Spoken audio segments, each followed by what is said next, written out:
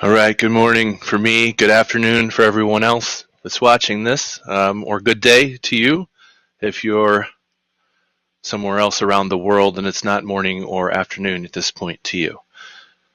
So I'm going to give it just a couple minutes to let some more people jump in. I still see people coming in. Welcome to those of you already here. I'm so excited to take you through this material today and provide you with some resources on it. And hopefully you will find this extremely useful and informative.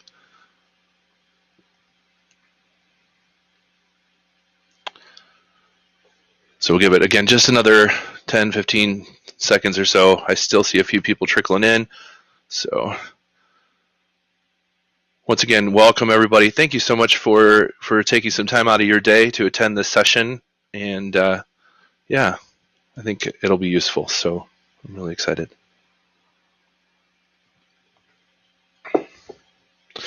Okay, so let's go ahead and get started here. And this first part is kind of in, the welcome part anyway. So if a few people trickle in, it shouldn't be a big deal. What we got here is just, once again, welcome. And thank you once again to the IT Pro Dev team here in the Greece conference that's been going on this last 2 days. It's been a fantastic conference. And I've had a chance to kind of snoop in on a couple of the sessions and seen some really useful stuff. I just saw a little bit on the Synapse analytics stuff that was really, really informative. So really, really good sessions. And thank you to the sponsors, everybody who has given of their time and money or whatever it might be to make this event happen. It is always great to have a conference like this, especially in the adversity that we're facing around the world right now. And as we come out of that, hopefully here in the next few months, I'm excited to be able to jump back into these in the real world. But for now, this is what we have. And so, one of the best things we can do is be resilient and make the best of it. And just appreciative to all of these people who are willing to continue to allow these things to happen. Maybe not as lucrative to them as it had been in the past, but hopefully you've had a chance to visit the sponsors and give them your information to try to win their prizes, but really just to make good connections and hopefully get a chance to connect with them maybe on a more serious level if you need some of their services, or perhaps even if you're looking for a new career. I know a couple people were mentioning this morning they were looking for a new career. So awesome. So this is the Azure Functions and APIM, or Azure API Management. And what we're going to do is we're going to work through securing your public-facing API functions. And so this is just kind of going to be a really quick whirlwind tour. We'll try to get it done as fast as possible, and hopefully it will go smoothly.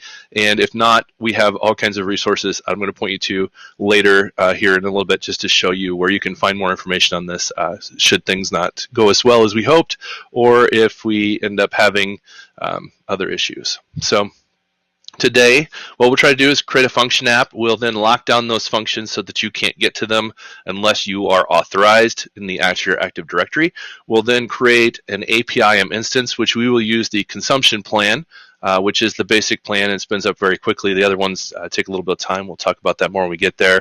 We'll talk about how to create APIs, products, and subscriptions, and then expose those Azure functions through those APIs, and then we'll lock them down so that only an authorized user is going to be able to actually work with those functions. And it'll be an authorized user through the API using a subscription. So it'll be really cool to see that all come together.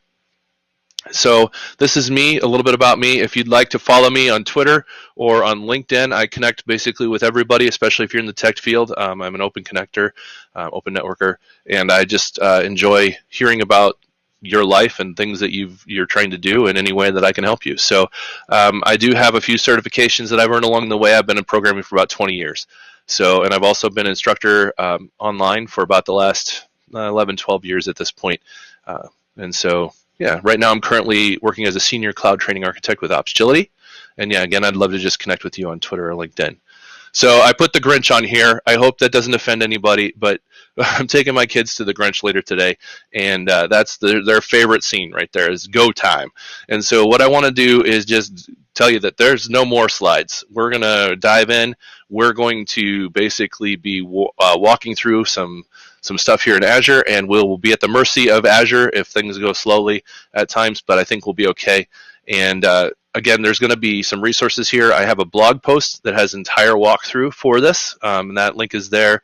And then also, there's a video that I just did, very similar to what we're going to see here today, a little bit more whirlwind on that one, and ultimately that's available on the Festive Tech calendar from YouTube. All right, so that's it for slides. So we'll close that thing down. So just a couple other things here. So this is the blog post, courses.majorguidancesolutions.com blog. If you just go to that, you will get to it's the very top entry at this point. It's the last one I've done, but you can find it very easily if I do another one since then. I also wanted to mention that I did write a book recently, Practical Entity Framework. So if you're interested in learning Entity Framework and you like my style, check that out. And also, as I said, I'm working for Opsgility. So we have upcoming courses, the academy.skillmeup.com, and the AZ204 that starts in January, I'll be instructing that one. So if you like my style and want to join me for the AZ204, I'd love to have you. It starts on January 4th.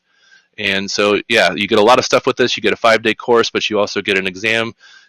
You get a voucher for the exam, you get the practice test, and then we also include 3 months of Skill Me Up Academy. And what we're trying to do is give you a chance to actually do some practical work around the AZ204 material or any of these other courses that would allow you to actually get that practical real-world experience that will help you pass the exam. Okay, so we don't need any more of that anymore. So all we need at this point is our Azure. And just to make sure, I didn't actually check. I just want to make sure everybody's hearing me okay and you're seeing my screen. If you could give me just a quick note in the chat, that'd be great.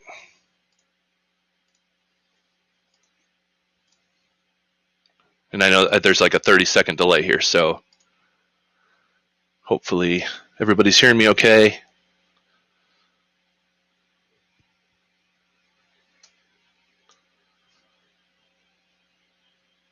All right.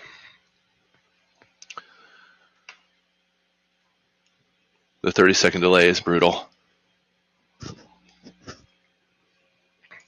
Okay, so I'm going to go ahead and move on. Awesome. Thank you. I've got some confirmation. So we have the Azure portal built up here. I've already created a resource group called Azure Functions and APIM just so I have everything grouped nicely. And so to do that, basically we just create a couple of variables here in our Cloud Shell. And so we have resource group Azure Functions. My location is Central US, and you could put, of course, whatever is closest to you. And what I'm going to need to do is I would ordinarily create the resource group then with an AZ group create. I've already done that, so we'll skip that for this. But what I want to do next is add a storage account because all of my function apps are going to need a storage account. And so, again, all these commands are on the blog, so if these are going really fast for you, don't worry, you can come back and look at them later. So the Azure Function APM storage got a random of 13,168, so we're just going to go ahead and create the account now. And so this will create it in that location and in that resource group. So it doesn't take very long to spin up a storage account here.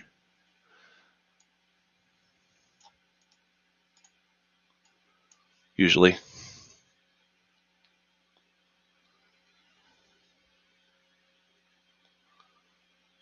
All right, there we go. So we got our storage account.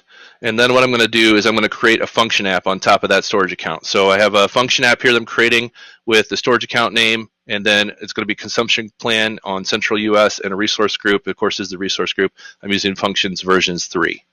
Okay, so while that's spinning up, let me see. Awesome.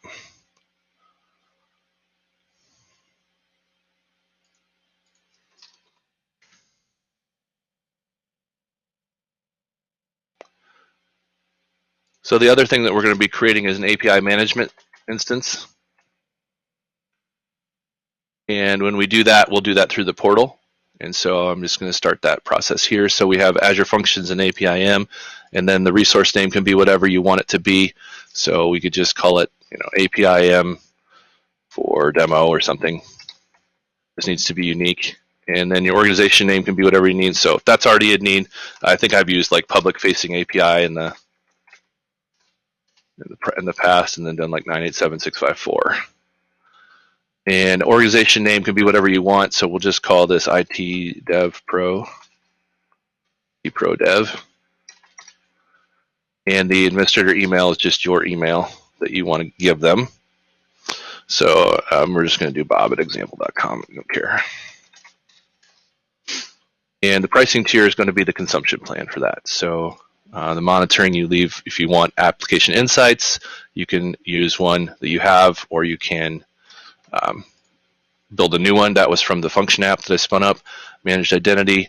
This is ordinarily what you would want to leave on. I'm leaving it off for the purposes of this demo, and we'll show you that in a little bit. And then the virtual network is not supported in this mode. Everything else here is fine. We just do whatever we need to do if that, any of those settings you need. If you need HTTP2, or if you need TLS older versions, or if you need SSL3, you'd have to turn those on. Tags, of course, is just tagging your resource. And I'll go ahead and start that creation as well. But now our function app is done. So if I go out here and look at my resource group, I should have a function app. Again, that function app just lives on top of the storage account. That's just normal stuff. So I don't need my Cloud Shell anymore, so I'll close that. So what I want to do here is I want to actually create two functions that we can use. Two very simple functions. So I'm just going to go to the functions and create them here. Now in the walkthrough, it does actually go through doing them with a C# .NET program and then pushes them out from your local desktop. So if you want to do that, that's great as well. But here what we're doing is we're just going to do them very simple functions. We're just simulating things here, so very contrived, very easy to do, not real valuable functions. But we're going to create an HTTP trigger, and so this one we'll just call simple anonymous function. So let me just pull this up. So I didn't like that. Okay, and that's going to be an authorization level of anonymous. And then once that's done, we'll add one more function. And this one's going to be, so it doesn't like when I do it that way. So get too fast for the portal sometimes. So we'll add one more. Again, this is just going to be another HTTP trigger. And these are just simple functions. We'll call this one simple authorized function. And that'll be function level. So this one will have a function key. So as you probably are aware, if you've worked with functions, the function key does lock it down in that you have to pass the function key in order to execute the function. But that only is as secure as your worst player, because as soon as someone comes along and takes your function key and gives it out to the world or posts it on Twitter or whatever, everybody can execute your functions.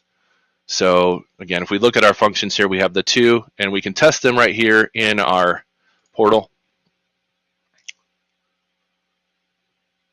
So if I grab my function URL here, this is just my default anonymous function. I can just call this HTTP executed successfully, as we would expect. I didn't pass a name value to it.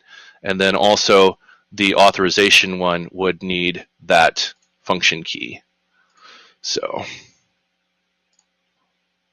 sorry, sometimes it gets a little clicky when I'm doing this demo because there's just a lot of steps and I keep clicking on different things. So I'm just going to the different functions and trying to get their functions pulled up so I can get their URL here.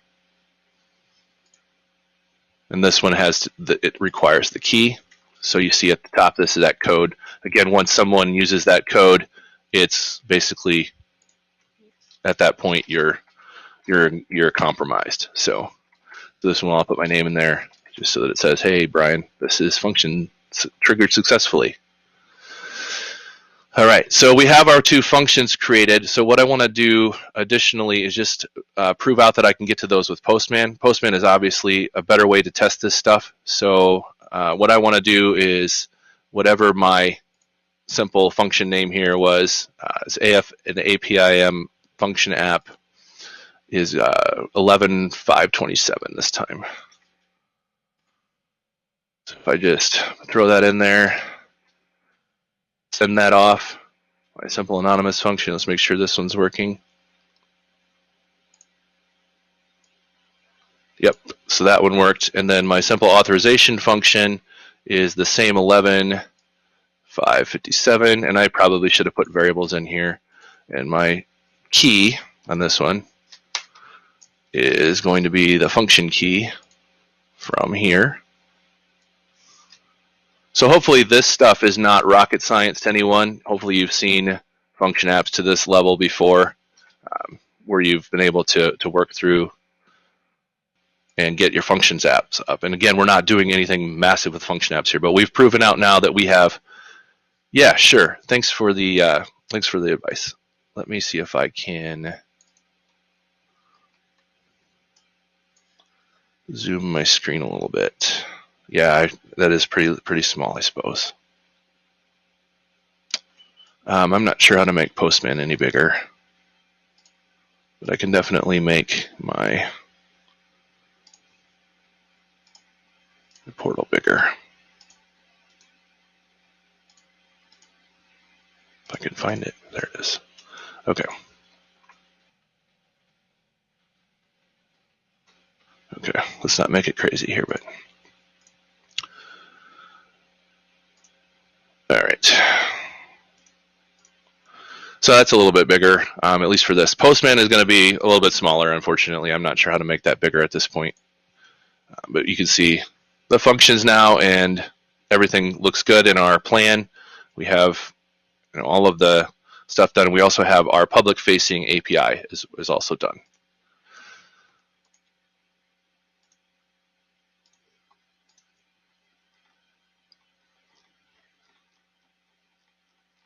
Okay, so we're good to go on Postman. So the next thing we need to do is lock down our actual Azure functions so that nobody can get to them. And so if I go back to my function app here, I'm on my function app. You see that down below I have authentication and authorization. And so what you see right now is that it says anonymous access is enabled and my app service authentication is off. So if I turn this on, that's going to make sure that I have to require some sort of authentication. Now, there's two things we need to do. We need to configure which provider we want. So we're going to use Active Directory for this, but also we'll have to ultimately lock down this authorization here as well. So we'll start with the Active Directory. And to do this, it's very simple. I just go ahead and click Express. And what this will do is actually create an app registration in the Azure portal. And so I'll have an app registration now on my functions. And that will give me a chance to then use that ID later. So that'll be important. If you wanted, you could grant this common data services permissions. You do not need to. And if you had an existing app you want to use, you could select that here as well. But we're just going to go ahead with the defaults. And so everything is there, but I haven't saved it. So the trick is to double save this thing. So right now, if I accidentally left or whatever, I wouldn't have anything locked down. So if I'm going to save this here, I'm going to go ahead and do that. And so now I do have the ability to authenticate. But if I go to Postman and I run my functions again, what you'll be able to see is that they're still not locked down. Now it's spinning up because I just saved it, so it might take a second here for these to warm up again. But you see that it did still work. And why? Well, the reason is, of course, that I didn't disallow anonymous requests. So what I want to do now is make sure that you have to log in with one of their providers, in this case, Azure Active Directory, and then I'll resave that. And I'm not sure why that happens. So if I leave and come back to my function app and do my authentication, and then change this to Active Directory and save it, now it will save. I'm not sure. That happened to me on my other demo as well, where if I hadn't left the page for some reason, it errors out. All right, but there we are. Now we have authentication in place. So if I send this now, what we see is now I get a 401. And so, not sure. Yeah, it's just, okay. So now I get the 401, and it says you do not have permission to view this page. So we are locked out from a public call from being hit. It will do the same thing for this one. And if I try to browse directly to the URL for that function app, so if I go back to my functions here and grab one of the functions,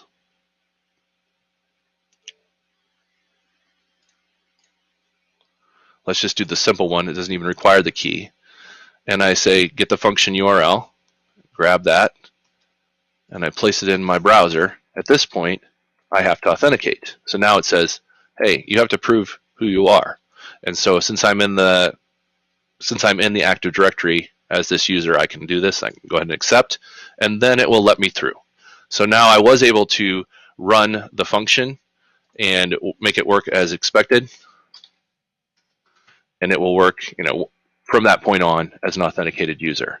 So what we've done so far is we've created a function app, 2 functions, and we've locked them down so that the only executions that can happen at this point have to happen as a result of being logged in and authenticated on the Active Directory. So if you try to hit the function URL, you're blocked. So that's great, except for now we have to figure out a way to make those that we can expose those to our clients and let them in without them having to be in our Active Directory. And so that's what we want to do next. And that's where our API management comes into play. So we would create the API management at this point, and let's see. That is our public-facing API. And so again, we get a URL for this as well. But what do we do with this? Well, what we need to do is we need to actually expose some APIs to the users and allow our different clients and different customers to come in and hit these functions that we've locked down without them even really knowing what they're doing. But basically giving them a common public gateway that they can come through and be able to execute these functions at will, or at least as we let them. So the first thing we need is a couple of different APIs. And so when you create the API, you're going to grab the APIs over here on the left. You're going to add an API, but you're going to use a function app at this point. You could do other things you see here. There's all kinds of different ways to add APIs. You can even bring in API calls to another third party if you needed to. So that's one of the great things about API management. It kind of gives you the chance to do things up front for everybody, and they can just hit one URL then. So ultimately we need to grab our function app that we want to hit, and at most points you would have multiple function apps here that you could choose from, different things going on, but this one we have just the one. So we'll use it for both of our APIs, but you can see that I can expose different functions through this API. So for this one, I'm just going to do the simple anonymous. So we're going to assume that this is some sort of like public facing thing that we want to give a lot of people information on. So we can just call this public and let the public people hit it. And so the URL suffix, we want to change that a little bit here. So we're also going to call this public. So now we have this public facing API, Azure API.NET public. And with that, we've exposed the one function, which is just our anonymous function. So we see we get one get and post available on that. And for this demo, again, we're just doing very simple contrived things. We're just going to use the get methods. You could go to a further level if you wanted to. If I test this function now, what you see is I have the name there, but I also have this request URL. This is the request URL that's actually being hit to go through the APIM.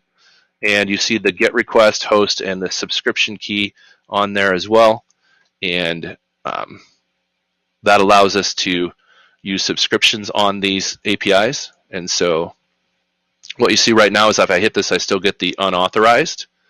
And if I hit the public API, you get 401 access denied due to missing subscription key. So one thing that I forgot to show you is that when I created the API, I made sure that you have to have a subscription to get in. And so that's why the message is a little bit different here. And so we'll create one more API, this function app, and this is going to be the same function app that we're calling before, but this time we're going to be able to get both of them. So we'll just expose more methods. And in here, this one's going to be kind of our customer. So basically our preferred customers are going to hit this one. And again, it just gives you another way to segregate by URL.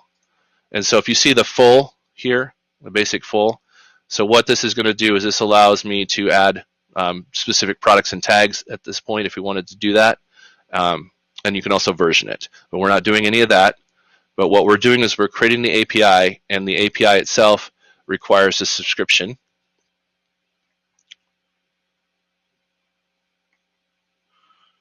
And so these, again, will have some methods available. So here we'll just do the anonymous function through this one, the authorization function through this one. And we'll test that. And here you see public-facing API, Azure API.NET, and again, the subscription key is passed in this header. And when I send, I still get the 401 unauthorized. But if I take this link here and run it, I'll get the subscription key issue, which is what we expected. So this is the missing subscription key. And then just to prove that that's locked down, let's go ahead and do it through Postman as well. So this is my public-facing API 98764. And hopefully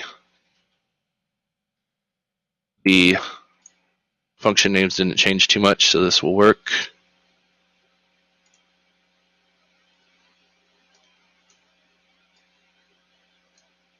Yeah, so my endpoint's different there. Okay, so I messed up on the endpoint when I created it. Let's just grab this one again. This is the simple authorization.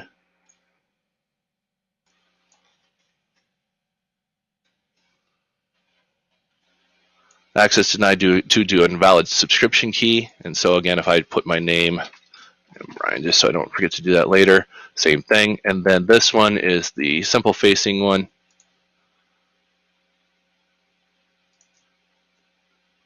That went back too far.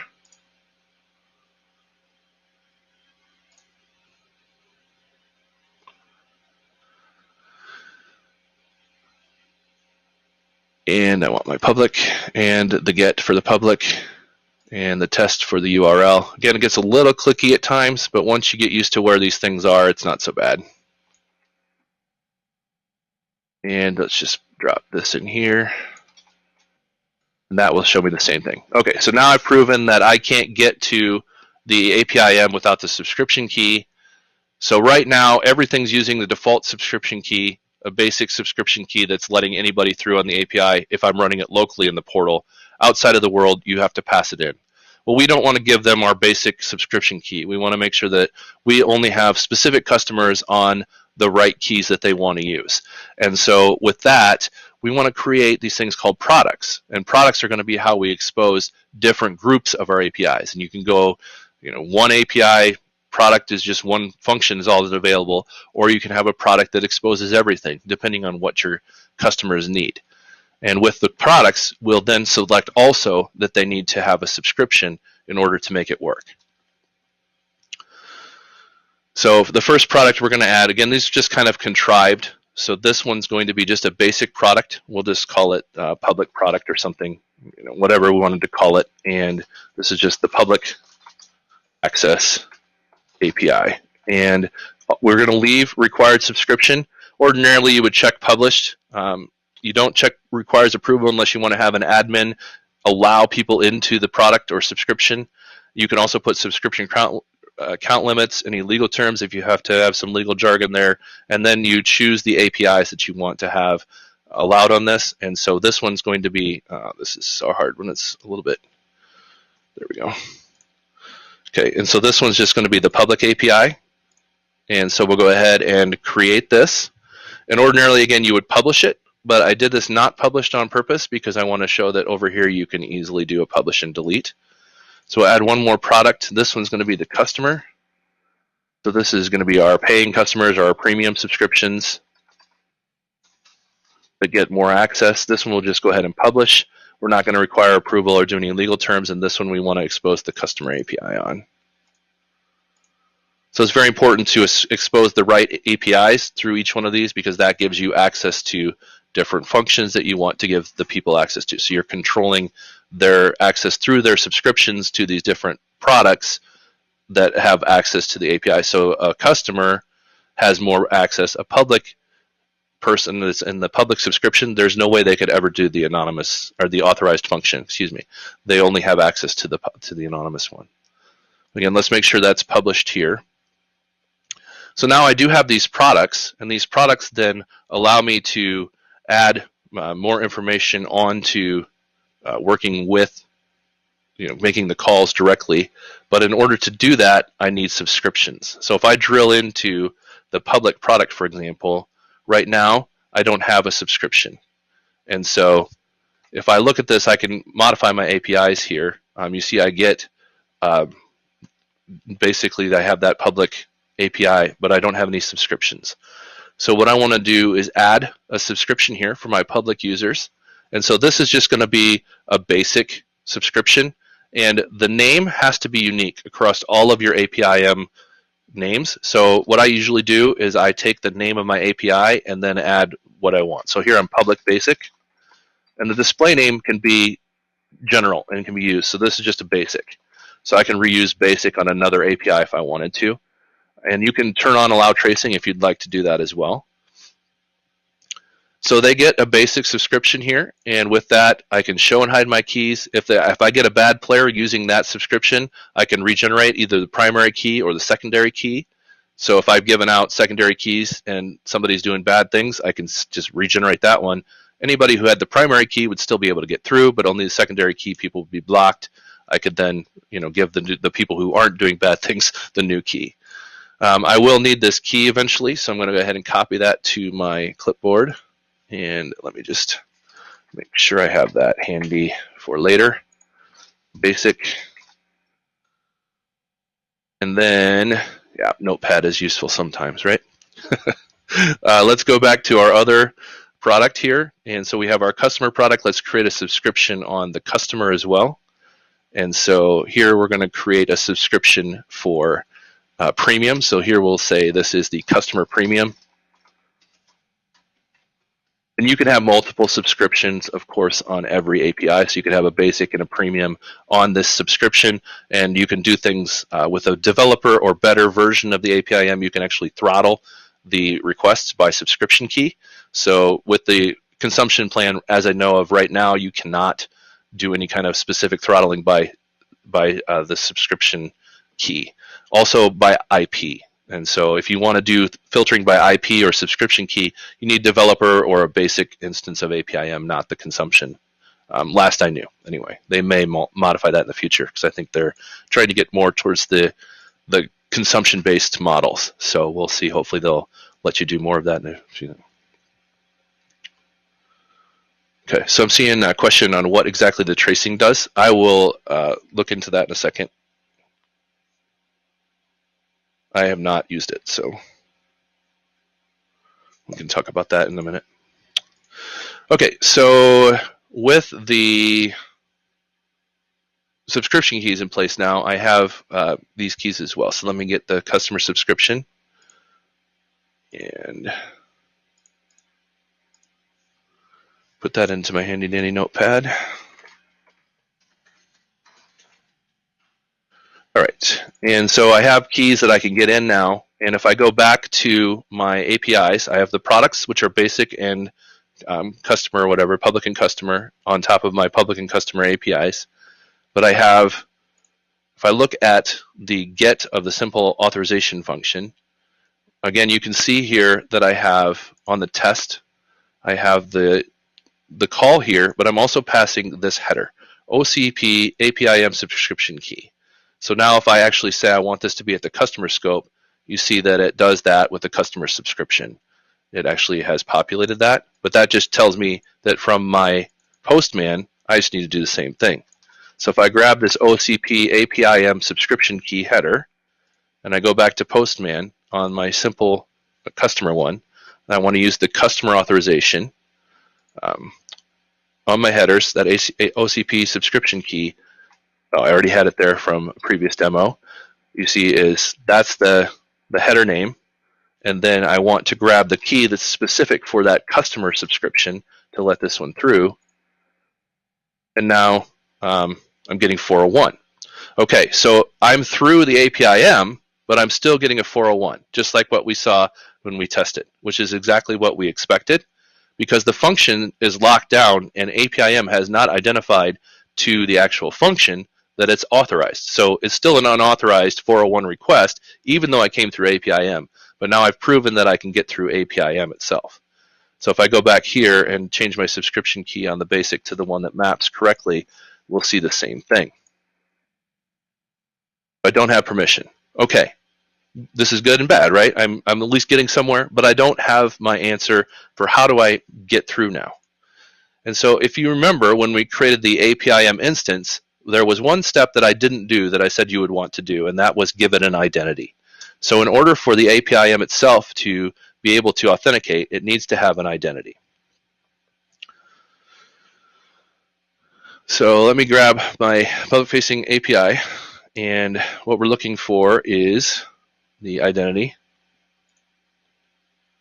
And so that's the managed identities under security. If you can't find it, you can always just type managed, up here. You can always search for things sometimes there's a lot of things to look through. And so we want to use a system assigned identity on our public facing API. And so that gives us the ability to then authenticate and tell the other users in our system or in Azure, the other apps in Azure, that this is our application. This is our identity. We are authorized in this Active Directory because of this system assigned identity, right? So this is how you could use it in your different ways to communicate with different applications. So this takes just a moment to spin up and get your authentication ID. We don't even need it. We just need to have one. We won't need the specific object ID that it generates at any point. So while that's happening, let's take a look at, let's go back to the portal here, and let's take a look at the function app itself. So when we created the function app, it actually got an identity as well. And it was, when we said we wanted to authorize, it created an actual app registration. So sorry, we want an app registration. And we see that I have my APIM, the one that I created today is this one. And you see right here is my client ID. This is what's important, is this client ID. But I want to show you a couple other things just so you know that they're there and you can use them in the future. And so if you wanted to, for some reason, write directly from another application, you need to have endpoints for authorization. That's all here under endpoints. And so you see here all of your OAuth 2 authorization endpoint and token endpoints. That's how you're going to authenticate against these functions directly from a different application to tell that you get your identity from Active Directory and be able to work against it. And you need a callback, and that callback is over here in your redirect URIs. And so that's right here. And so if we just make that a little bigger, you see that it's just the name of your application, .auth login AAD callback.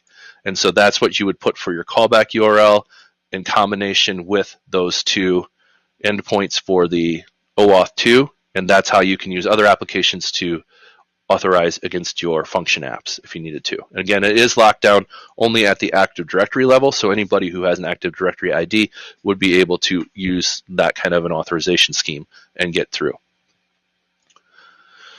All right, so our public-facing API now has gone through and has been able to create its ID. Again, we don't need this ID, we just have it available.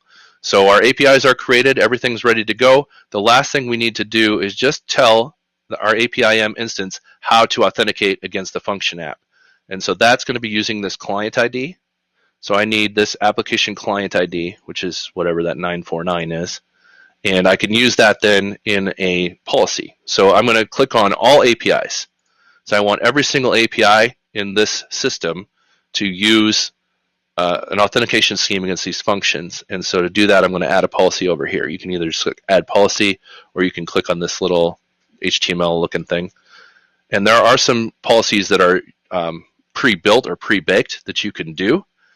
But what we're going to do for this one is just use one to authenticate directly. There's also, this is where if you were going to use JWT tokens, you would put that here as well. So we're not going to use a JWT token for this. We're actually just going to directly authenticate from API into our authorization.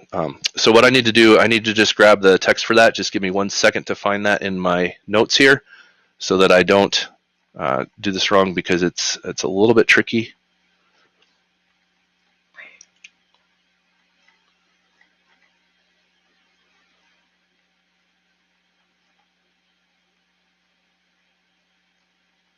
Sorry about this quick delay. I should have had this ready. I apologize.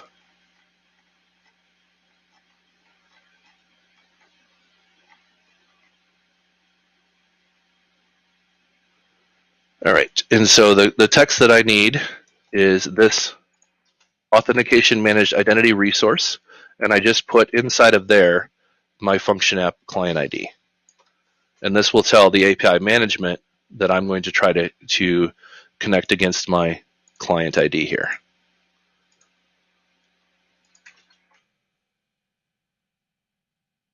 I'll go ahead and save that. So now all APIs should try to log in basically with that. If I tried now to run from my Postman, we see we're through.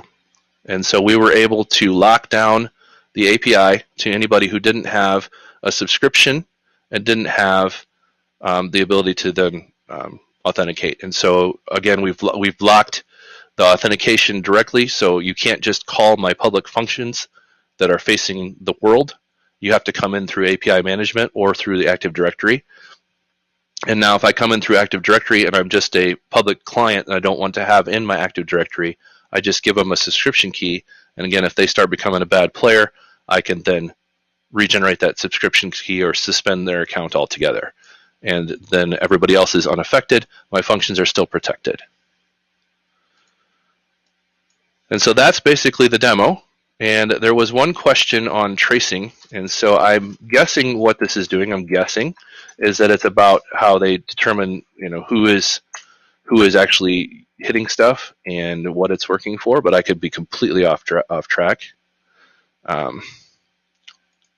It might be for the actual debugging. I'm not sure.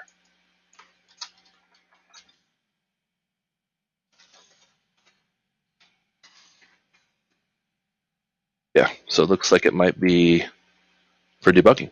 So that's pretty cool. Okay, so that's what it's for. Allows you to do some debugging. Again, on the built-in all access, that's the one that we were using before that we didn't really see. The built-in all access was in by default. When I was just running the tests locally from within APIM, it was using that built-in subscription. So the allow tracing would have been on by default. If I go look at my overall subscriptions, I should see that built in here as well. So you see that is enabled for that.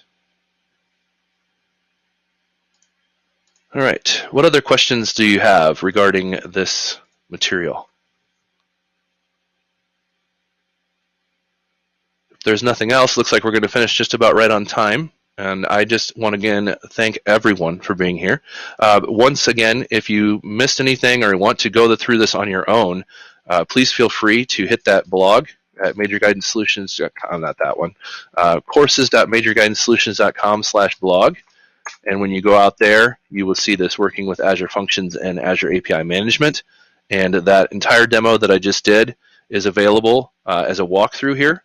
And so all of the stuff is there. Again, this one starts with a function app from C#. Takes a little longer to do that, obviously, but it's a good walkthrough. And if you're interested in watching the video again, if this video is not available, there's a video on YouTube that was done again for the Festive Tech Calendar. And so that same thing's out there. So you can see the same video, once again, the same demo on there. And so hopefully that's enough resources that you would be able to walk through this on your own, to practice this, to get used to it. Just a final thing to mention, we do have a challenge that we do at AppsAgility, which is called the App Security Challenge. This material is very similar to the start of that, but there is a lot more in that one about locking down tracing, working with Azure Key Vault from your actual from your APIM and stuff. So yeah, so thanks again everybody for being here. Enjoy the rest of your conference, and I've really enjoyed giving it the chance to give you this demo. So take care everyone, and I'm available for questions as well.